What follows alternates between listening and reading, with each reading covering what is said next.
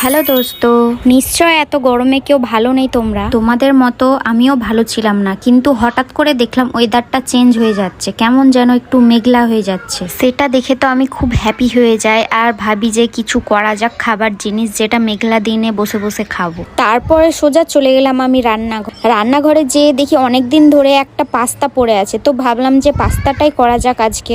তোমরা তো কম বেশি সবাই পাস্তার রেসিপি জানো, অনেকে অনেক রকম করে পাস্তা বানাও, কিন্তু আমি একটু সাধারণভাবে বানাবো। বাড়িতে যেসব উপকরণ আছে সেগুলো দিয়েই বানিয়ে নেব। সবার প্রথমে আমি পাস্তাগুলোকে ভালোভাবে সেদ্ধ করে নিয়েছিলাম অল্প তেল দিয়ে, যেন সেগুলো স্টিকি না হয়ে যায়। তো পাস্তাগুলোকে সেদ্ধ করার পর তেলে দিয়ে এভাবে নাড়াচাড়া করে সেটাকে ভালোভাবে লবণ দিয়ে নাড়াচাড়া করে নিবে।